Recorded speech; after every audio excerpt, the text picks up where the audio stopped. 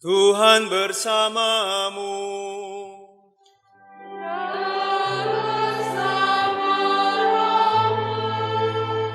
Inilah Injil suci menurut Lukas.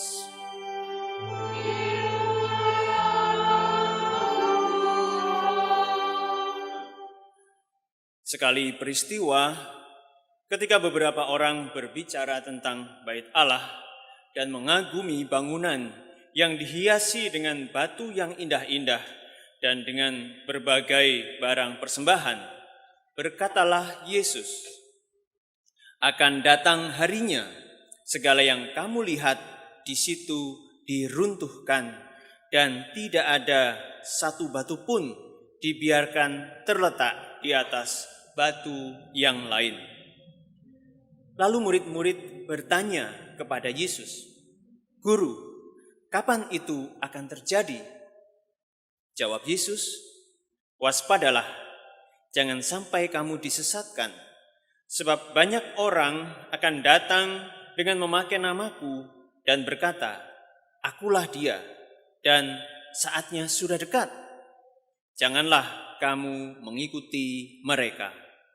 Apabila kamu mendengar tentang peperangan dan pemberontakan, janganlah kamu takut, sebab semuanya itu harus terjadi dahulu.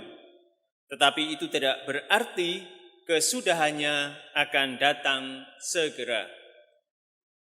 Kemudian Yesus berkata kepada mereka, "Bangsa akan bangkit melawan bangsa dan kerajaan melawan kerajaan. Akan terjadi gempa bumi yang dahsyat, dan di berbagai tempat akan ada penyakit sampar dan kelaparan. Dan akan terjadi juga hal-hal yang menakutkan dan tanda-tanda yang dahsyat dari langit.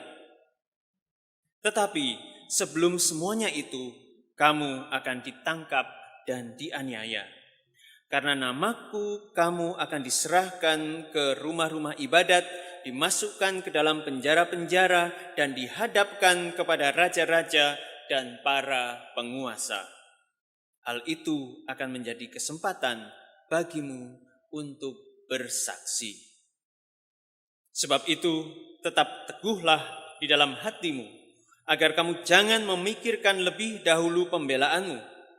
Aku sendirilah yang akan memberi kamu kata-kata hikmat, sehingga kamu tidak dapat ditentang atau dibantah lawan-lawanmu. Kamu akan diserahkan juga oleh orang tuamu, saudara-saudaramu, kaum keluargamu, dan sahabat-sahabatmu, dan beberapa orang di antara kamu akan dibunuh. Karena namaku, kamu akan dibenci semua orang. Tetapi tidak sehelai pun dari rambut kepalamu akan hilang. Kalau kamu tetap bertahan, kamu akan memperoleh hidupmu." Demikianlah sabda Tuhan.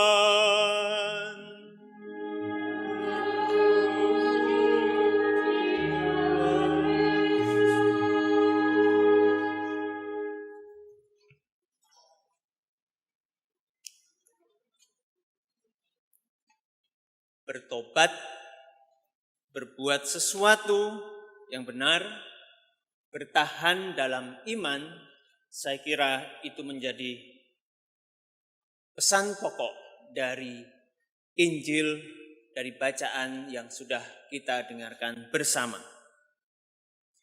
Bapak, Ibu, saudara-saudari terkasih, apa yang Tuhan Yesus katakan sebagaimana dituliskan oleh penginjil Lukas dan sudah kita dengarkan bersama, itu semua sudah terjadi.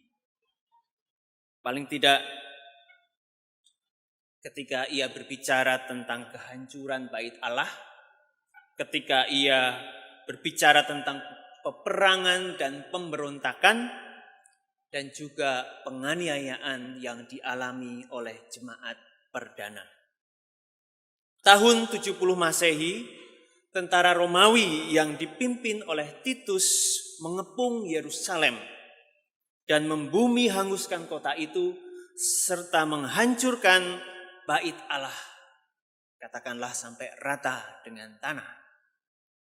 Bagi orang Yahudi, kehancuran bait Allah yang adalah simbol identitas religius, identitas kebangsaan orang Yahudi yang dibangun puluhan tahun, itu sudah pembangunan yang kedua, katakanlah sejak zaman Herodes Agung, jadi sebelum Yesus lahir. Megah dan mendatangkan kekaguman banyak orang karena memang betul-betul megah, dibangun oleh Herodes. Ketika itu semua hancur, itu dirasakan sebagai datangnya akhir zaman. Juga mengenai peperangan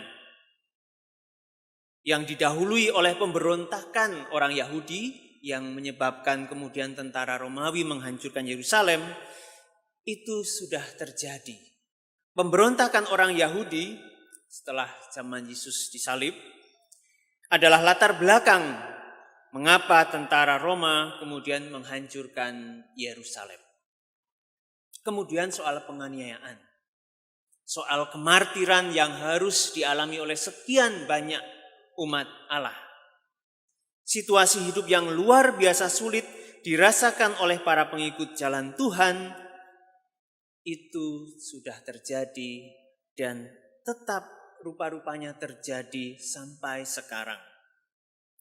Beberapa tahun yang lalu, Kementerian Luar Negeri Inggris memberikan atau mempublikasikan laporan bahwa umat Kristen adalah umat yang paling terpersekusi, paling teraniaya di dunia ini.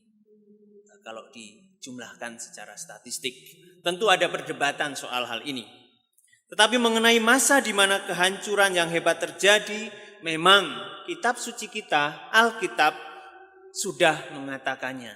Dan ini tidak hanya terkait dengan runtuhnya bait Allah di tahun 70 Masehi itu.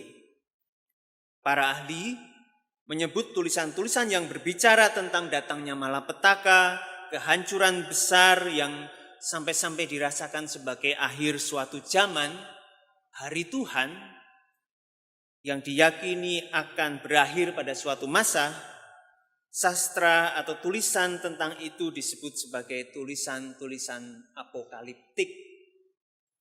Di akhir kitab Wahyu misalnya, kitab suci kita berakhir di kitab Wahyu yang konon ditulis oleh Yohanes di Pulau Patmos.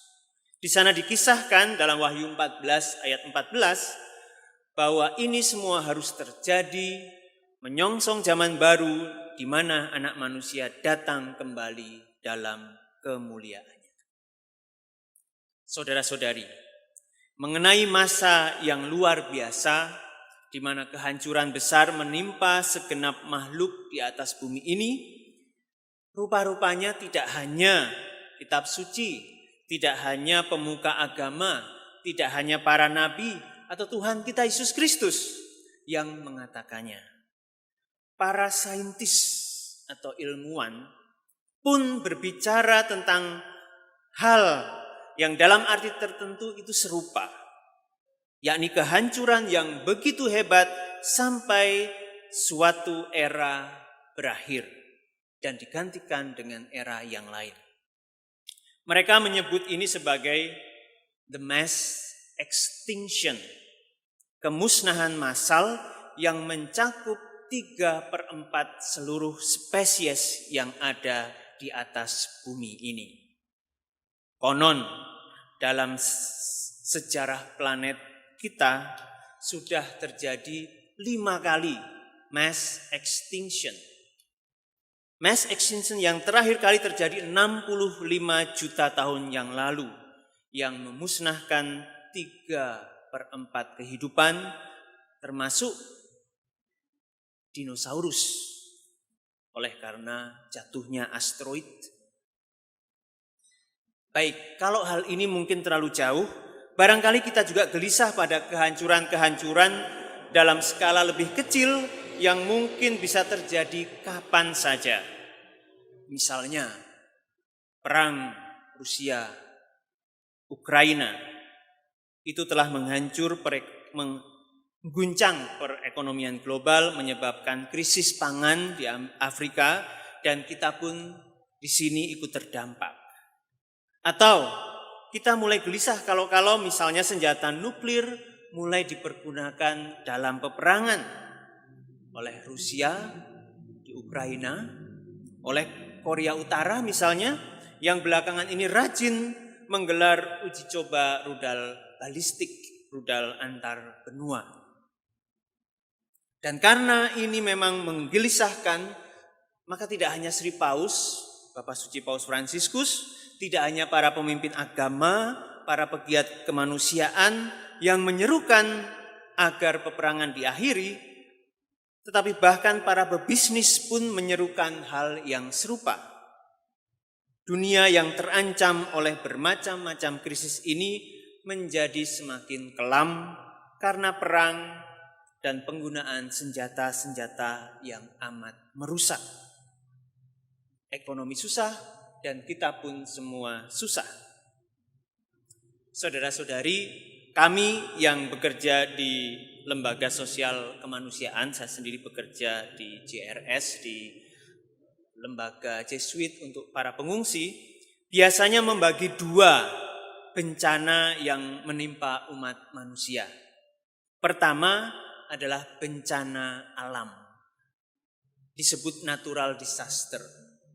Yang kedua adalah bencana oleh karena ulah manusia, man-made disaster. Gunung meletus, gempa bumi, tsunami, itu masuk kategori natural disaster. Peperangan, konflik sosial, penganiayaan, genosida, krisis pengungsi masuk kategori man-made disaster. Namun sebenarnya situasinya bisa lebih rumit. Banjir bisa terjadi karena alam, tetapi bisa juga terjadi karena peran manusia, karena peran pemerintah yang tidak menggarap tata kota dengan baik misalnya. Lalu perubahan iklim, naiknya suhu bumi dan kenaikan muka air laut tidak semata-mata alamiah. Bahkan peran manusia malah jauh lebih besar. Akhirnya mau ditegaskan bahwa ada banyak bencana di muka bumi sebenarnya bisa dihindari kalau manusia hidup secara lebih bijaksana. Dan inilah saya kira panggilan bagi kita semua. Nubuat mengenai kehancuran besar adalah undangan kepada pertobatan. Apa yang bisa kita resapkan dari bacaan-bacaan mengenai masa sukar luar biasa, seperti tadi sudah kita baca dalam kutipan Maleaki dan juga kutipan Injil, yang bahkan seringkali dikaitkan dengan akhir zaman atau hari Tuhan ini? Saya menawarkan dua hal. Yang pertama tadi sudah saya sebutkan, ini adalah seruan untuk pertobatan. Kita semua diundang untuk melihat dan merefleksikan hidup kita, sikap kita, perilaku kita. Apakah sudah sesuai dengan kehendak Tuhan? Atau malah sebaliknya, menyakiti hatinya, melukai sesama, merusak dunia di sekitar kita. Kembali lagi saya membaca artikel yang belum lama ini saya baca di Deutsche Welle. Para ilmuwan memprediksi bahwa untuk beberapa dekade ke depan, 1 juta spesies akan musnah. Dan untuk beberapa abad ke depan, the sixth mass extinction, kemusnahan massal yang ke-6 akan terjadi. Dan kita semua yang hidup saat ini menjadi saksi dimulainya jalan menuju kemusnahan itu yang kali ini terjadi karena ulah manusia. Maka gereja pun mengundang kita untuk melakukan pertobatan ekologis, mengubah gaya hidup, merusak menjadi cara hidup yang ramah lingkungan. Ini yang pertama, undangan kepada pertobatan. Lalu yang kedua, undangan untuk menjadi saksi Tuhan. Dan di sini saya hendak mengutip apa yang pernah disampaikan Paus Fransiskus dalam Angelus tahun 2019 bulan November mengenai sikap orang Kristen yang sejati. Ada sekian banyak peristiwa tragis yang membelenggu umat manusia. Orang Kristiani dipanggil untuk memiliki sikap pengharapan kepada Tuhan. Itulah yang membuat kita tidak diliputi oleh rangkaian peristiwa tragis dan menjadi lumpuh karenanya, tetapi justru dunia yang porak-poranda adalah waktu untuk bersaksi. Murid-murid Kristus seharusnya tidak menjadi budak ketakutan, budak kecemasan. Sebaliknya, kita dipanggil untuk menjalani sejarah, membendung kekuatan jahat yang merusak dengan kepastian bahwa tindakan kebaikan Tuhan selalu disertai dengan pemeliharaan dan kelemah lembutannya yang meyakinkan.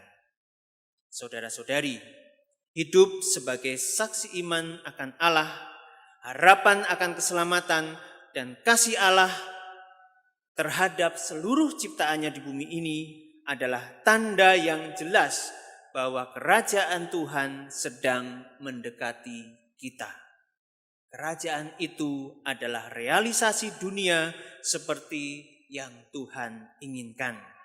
Maka marilah kita mohon kepada Tuhan, semoga Tuhan selalu membimbing kita, membimbing keberadaan kita saat ini di dunia ini, supaya kita mampu menjadi saksi-saksinya, bekerja meskipun situasinya sulit menuju tujuan akhir keselamatan bagi segenap makhluk.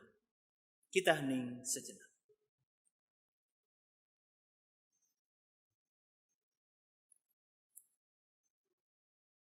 Kemuliaan kepada Bapa dan Putra dan Roh Kudus,